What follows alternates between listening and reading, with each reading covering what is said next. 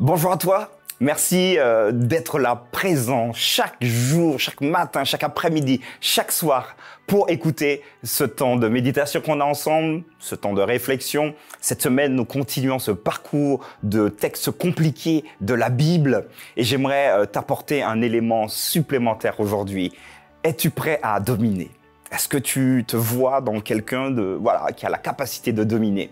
Et cette pensée du jour, j'aimerais remercier l'un des internautes qui nous suivent, vient de quelqu'un qui m'a dit « Ouais, mais Martial, mais je comprends pas, dans la Bible, c'est pourtant écrit que l'homme doit dominer. » Je vous en dis plus.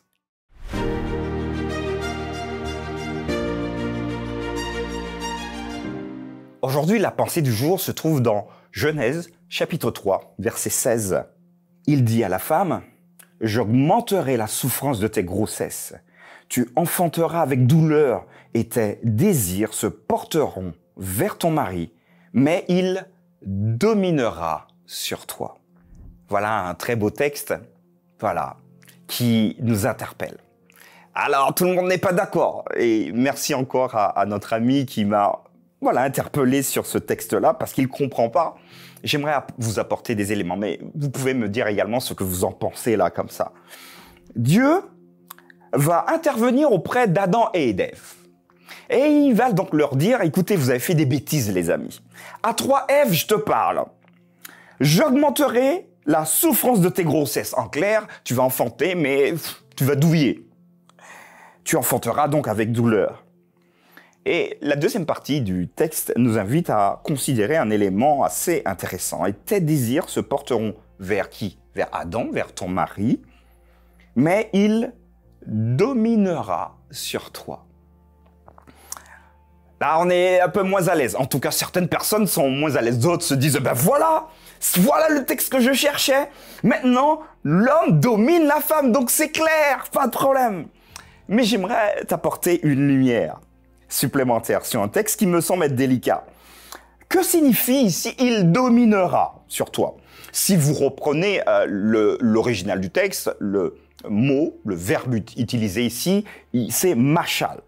Machal qui signifie gouverner, présider. D'accord ? Retenez ça, machal, gouverner, présider. Donc jusque-là, en tout cas pour certains, c'est bon. C'est moi qui gouverne, c'est moi qui préside. Pas de problème. J'aimerais aborder avec vous un deuxième texte. Toujours dans la Genèse, vous pouvez prendre vos Bibles si vous êtes à la maison. Regardez avec moi le chapitre 1er, verset 28. Je tourne une page. Genèse 1, verset 28. Dieu les bénit et Dieu leur dit, « Soyez féconds, multipliez, remplissez la terre et l'assujettissez. » Et dominer, même verbe, dominer sur le poisson, même verbe en français. Parce qu'ici, le verbe dominer n'est plus machal, comme nous l'avons vu, mais le verbe rada. Regardez, machal se traduit par dominer, rada se traduit par dominer. Sauf que rada, c'est subjuguer, régner en maître, régner en gouverneur, surveiller, ça marche. Et donc finalement ici, Dieu dit à l'homme et à la femme, vous allez dominer. Donc, vous allez rada, en clair, vous allez dominer, donc surveiller, régner en souverain, régner en maître, mais sur qui? Sur les oiseaux du ciel, sur les poissons, etc. Reprenons le texte qui nous intéresse aujourd'hui. Dieu a-t-il dit à Adam, maintenant tu vas aussi régner en gouverneur et maître sur ton épouse? Nous l'avons vu tout à l'heure, ce n'est pas du tout le même mot.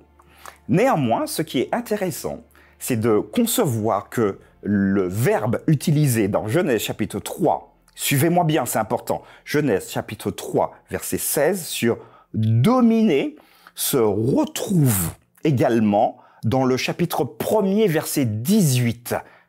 Ok ? Donc ce verbe « machal » va se trouver, chapitre 1, verset 18, et j'aimerais vous le lire. Pour présider au jour et à la nuit. Qu'est-ce qui préside au jour et à la nuit? Regardez un peu plus haut, ce sont donc le soleil et la lune. Et pour séparer la lumière d'avec les ténèbres, Dieu vit que cela était bon. Donc le même mot utilisé dans Genèse chapitre 1, verset 18 pour présider, C'est exactement le même qui se retrouve dans Genèse chapitre 3 verset 16 pour dominer. Présider, dominer. Le soleil donc domine ou préside au jour. Le même mot. Quand vous vous réveillez dans une journée d'hiver et qu'il y a le soleil, comment vous vous sentez? Vous vous sentez bien, vous vous dites « Waouh, ça fait du bien d'avoir du soleil quand il fait froid. » Finalement, ce que Dieu invite à Adam de faire, c'est de prendre soin d'eux. S'il n'y a pas de soleil, il n'y a pas de photosynthèse. Il n'y a pas les belles pommes, les belles mangues que nous aimons parfois manger. Les fruits, il n'y a plus ça. Finalement, le soleil est là pour donner de la vie, donner du boost. Et vous pouvez donc imaginer que Kev, venant face à Adam, lui dire bah, « Écoute, oui, mais c'est un peu de ma faute. » Comment se positionne Adam? « Oui, mais effectivement, c'est de ta faute. » Non, au contraire, l'invitation ici, c'est de dire, écoute, c'est pas grave, mais je suis là pour te rebooster, pour te redonner de l'énergie, pour te réchauffer. De la même manière que le soleil réchauffe la nature, permet la photosynthèse, permet la croissance de tout ce qui se trouve sur la terre, l'homme est également là pour redonner de l'énergie à sa compagne, ici Adam vers Ève, mais vous comprenez bien que le fait de dominer n'a aucun rapport avec le fait de subjuguer, de régner en maître. J'espère en tout cas que cette réflexion vous a permis peut-être de voir le texte différemment. N'hésitez pas à vérifier. Dites-moi ce que vous en pensez en commentaire.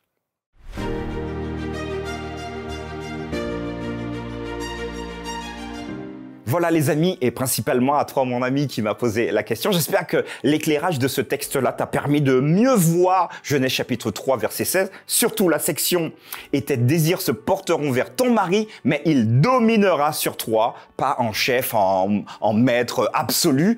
La subtilité de l'hébreu est plus profonde que ça. En tout cas, n'hésitez pas à partager avec vos amis, discutez-en, dites si vous êtes d'accord ou pas, dans la bienveillance. Et moi, je vous donne rendez-vous demain pour une nouvelle pensée du jour.